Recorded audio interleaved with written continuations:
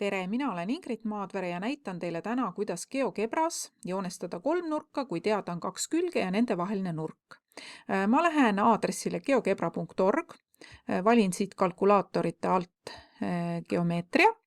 Esimene asi, kontrollin, kas mul on see keskkond eesti keeles. Sisse logima me ei hakka, selleks on siin paremal hammasratas. Klõpsan sellel, valin Open Settings, otsin uuesti hammasratta ja vot siit ma saan siis valida keelt. Mul on praegu juba eesti keel, kui teil ei ole, siis pange endale eestikeelseks, panen kinni. Ja hammasratta alt on ka võimalik endal siis näidata ruudustikku, kui soovite. Klõpsan selle peal, siis on ruudustik, ma võtan selle praegu ära ja ka telgi vaadata. Teine asi, vaatame üle oma tööriistad. Siin on näha kõigepealt Basic Tools, aga näete, need on poolenisti siin eesti keeles. Klõpsan nupule More.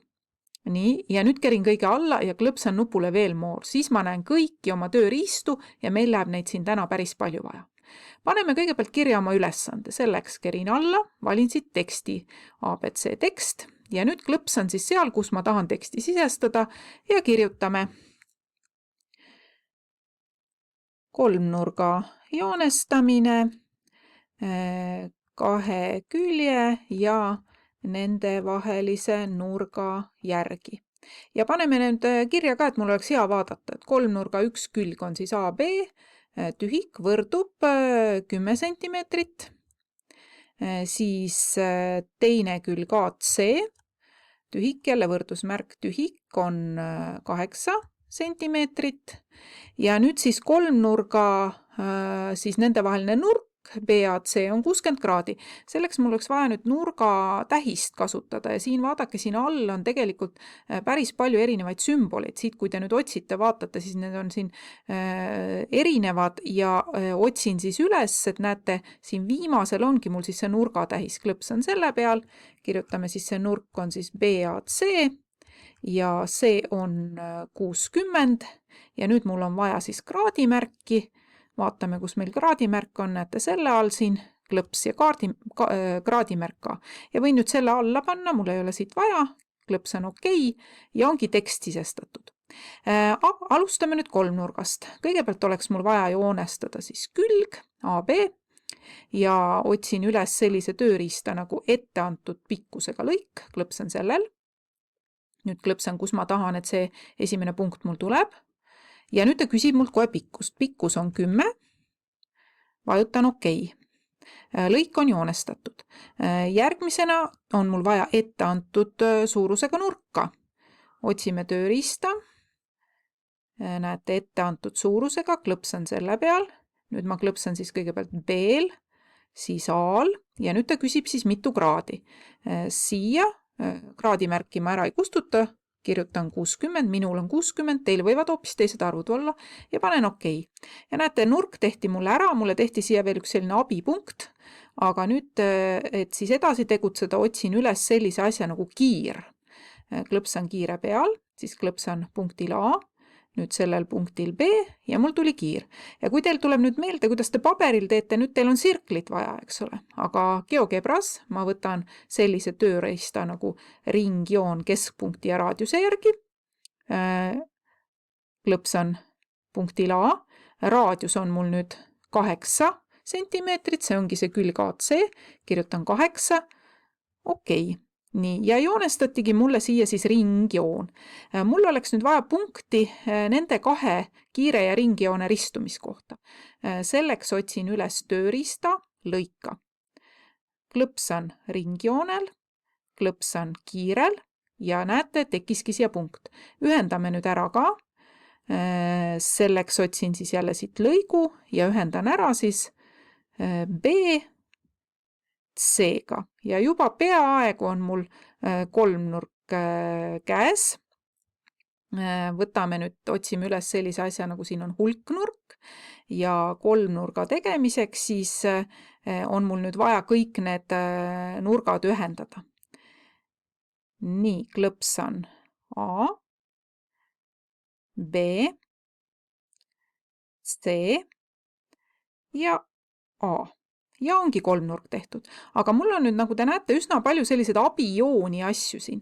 Selleks muudame need nähtamatuks. Valin siit ülevalt sellise tööriista nagu liiguta, klõpsame ringjoonel ja nüüd meil tekib alati väike üles siin selline menüü koht ja siin on 3 punkti. Klõpsame sellel 3 punktil ja valime sätted.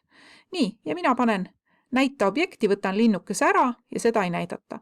Mul ei ole vaja ka seda kiirt siin, klõpsan selle peal, näita objekti, läheb maha ja samuti see punkt ei ole mul üldse siin oluline, võtame selle ka maha.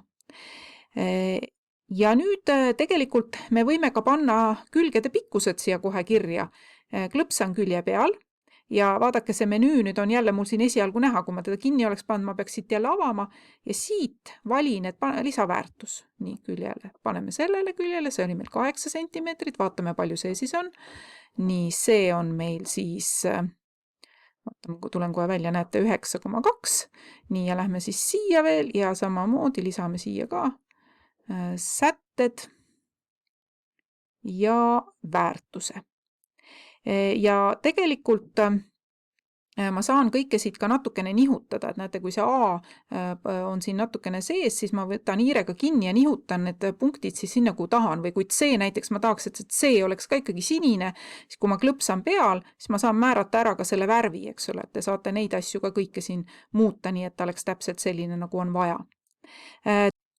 Ja kui kõik on valmis, siis vaatame, kuidas salvestada. Me ei loginud siia sisse, mis tähendab seda, et kui me selle akna sulgeks, siis kogu meie töö oleks kadunud. Aga kui te lähete siia vasakule poole üles, kus on see main menu, ja võtate siit nüüd need erinevad võimalused, siis siin on võimalik seda faili salvestada oma arvutisse. Ma võtan Save to your computer. Nii, panen talle näiteks, mul on juba siin üks kolmnurk olemas, kolmnurk 2, panen näiteks alla laaditud failide alla või siis oma dokumentidesse, võin ka Google Drive'i pärast lisada ja vajutan salvesta. Nii, olemas. Ja nüüd ta salvestati ära, ma näitan teile teise võimaluse veel. Võtame siis sellise variandi nagu ekspordi, on võimalik teda ka erinevates tüüpides võtta, et ma võin ta pildifailina endale arvutisse võtta, PDF-ina. Vaadake, mida õpetaja on palunud. Ma võtan praegu pildifailina, PNG, paneme talle ka siis kolmnurk 2, salvesta. Nii, ja kui ma nüüd teeksin GeoGebra uuesti lahti, võtan uuesti siit kalkulaatorite alt selle geomeetria, ja ma näitan, kuidas ma saan seda tööd siis siia uuesti tagasi. Klõpsan 3 punkti peal, klõpsan ava ja nüüd vot see local file tähendab, et ma lähen otsin teda oma arvutist. Klõpsan selle peal, vaatan alla laaditud failide peal ja näete, see kolmnurk 2 on mul siin ilusti olemas, klõpsan ava ja ma saan temaga edasi töötada. Aga teine variant siis, mis on pildifail, lähen uuesti selle kausta siia kollase kausta peale, vaatame alla laaditud failid ja siin on mul näete ka selline kolmnurk siis, mille tüüp on PNG ja kui ma selle lahti teen, siis see on pilt, seda ma muuta ei saa, aga kui näiteks õpetaja on palunud saata või Google Classroomi panna, siis seda on mugav saata, sest seda on võimalik ka igas arvutis mugavalt näha. Nii et sellisel viisil toimub salvestamine.